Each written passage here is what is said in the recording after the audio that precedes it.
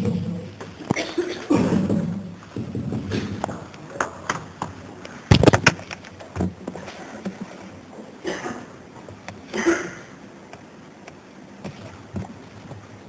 to silence or off? Andrew, you said that England, anybody who thought that England was the finished article was wildly mistaken, and I guess that match showed that concern. Yeah, definitely. Look, I mean, you know, we got caught off guard in that first session of the first day on a very flat wicket, and from then on, Pakistan were always in front, and to be fair to them, they never let us back into the game. So you've got to congratulate them for the way they played. But obviously, we're very disappointed with the way we batted in both innings. Primarily the first innings, really, because you know the wicket it wasn't a 50 for 5 wicket on day one. So yeah, we've got to learn some lessons from that and move forward. I mean, the most important thing I think is not to get too carried away with the result, but obviously learn the lessons from it and make sure we don't repeat those mistakes. But nonetheless, after the first innings, you did have a chance for atonement, redemption, if you like. And redemption was very little off, really. Yeah, no, absolutely. I mean, you know, as I said, in both things, we didn't apply ourselves as well as we should have done with the bat. And you know, you can scratch your head and ask why, and come up with so many recriminations and so many questions. The most important thing, I think, is that batsmen are very clear about their method, and that you kind of use the feeling of disappointment as a good motivation to make sure it doesn't happen again. No, I don't think so. I mean, I think with a bowler like that, the first kind of 12 or 18 balls that you face is when you're at your most vulnerable. And I think the fact that a couple of us sort of contributed to our own downfall allowed him to put even more pressure on the batsmen coming in that first innings. So, you know, the ball wasn't turning a huge amount, and I think the players that did get in and spent some time at the wicket looked fairly comfortable, but obviously there wasn't enough of them that were able to do that. And you look at over the last year, 2 years or so, morale has almost taken care of itself because things have been absolutely wrong. Do you think, I don't know, that's a little bit of a new challenge now to raise spirit to the 2 test matches before this very quickly? No, look, I don't think it's a huge challenge. I think there'll be a huge feeling that we haven't given as good an account of ourselves as we should have done in the squad, and that'll be good motivation for us to come back strong in the second test match. We're a very tight unit. You know, you win together, you lose together, you move on. And this is an opportunity for us to show our resilience and our character. I know we've got it in abundance, but we've got to go out there and show that now. Was it slightly embarrassing for anybody to be out there at the end of such heavy defeat and then losing experience? Well, no one likes losing, that is for sure. Do you think Pete's always stretching your right to the number one team in the world and you start winning this part of the world? Look, it's just not the time for us to be worrying about number one rankings or anything like that. What we need to do is make sure that we don't play this type of cricket we played in this game in the next test match. That's what our focus is on. Slow starts on the floor was something that you specifically wanted to eradicate and to improve on. So to see this in the first game, and that had a bit more of a regular basis. Yeah, I mean, it's disappointing because I think we did a lot of things well in our build-up. We played some good cricket in the warm-up games. Our preparation in good facilities was good. So, yeah, there was nothing that was sort of at the back of my mind thinking that we were undercooked or underprepared. So I think to that extent we were all slightly surprised by how things turned out. But it's happened. It's done. It's finished.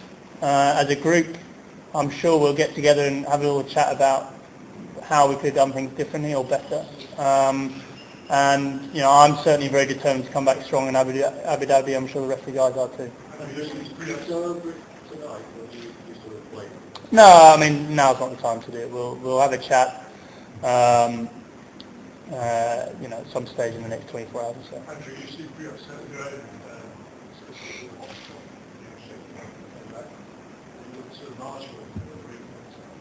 Well, look, you know, that was of little consequence in the outcome of the game, I think. It's one of those things that happen. I mean, I personally believe that the DRS system means that there are less wrong errors made, but there's going to be no system in place where every decision is 100% right, and that's the fact of life that you deal with as a cricketer. Even last time has gone through the not taking the result, is surprised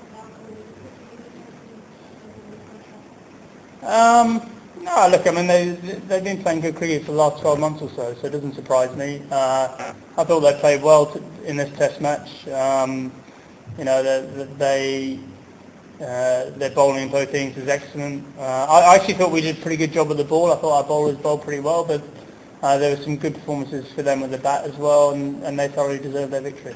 Andrew, just the last sentence you lost when you had it last winter, you came back pretty well after that. Did you draw inspiration from what happened there, and did you come back as good then?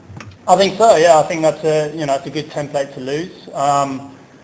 use. I think we treated it like a bit of an aberration in Perth, and it'd be right for us to treat this as an aberration as well, as long as we make sure we don't repeat those mistakes. One of the things you've got to be as an international cricketer, and certainly part of the England team, is to be honest with yourself and make sure you ask yourself the right sort of questions and come up with the right sort of answers before moving on.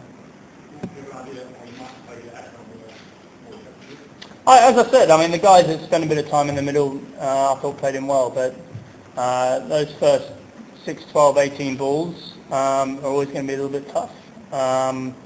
And the key is for the batsmen that are in not to give their wickets away, which is probably what we did too much in this test match.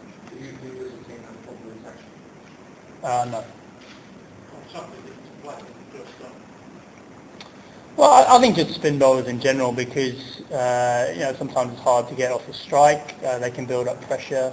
It can be hard, a little bit difficult early, but then you get through that, and within, as I said, once you face 6, 12 or 18 balls, you feel much more comfortable. So,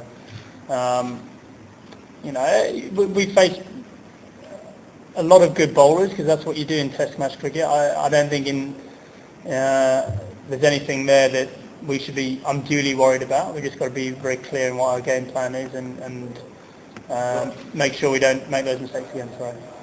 Do you think you got the selection right? I mean, the bowlers did pretty well in spurts. I mean, playing Monty, for example, do you think would have been useful? It's hard to say. I mean, ifs and whats, I'm not sure. I mean, as I said, I think our bowling unit did pretty well to bowl them out for 330 on that wicket. It certainly didn't turn a huge amount, and there were pretty good signs at the back end there. The wicket was getting a bit uneven and a bit up and down. So, in hindsight, I think it was probably a pretty reasonable toss to win, but not when you're 50 for 5 at the end of the first session. So, we'll never know how the wicket would have played on days 4 and 5, and how the wicket would have played if we were in a strong, dominant position. So, we've only got ourselves to blame for that.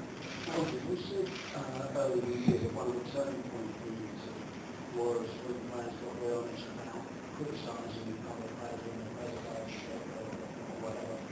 Was that what was happening today? Or were the players for each other in pressure and some of the shots that played where something actually was happening?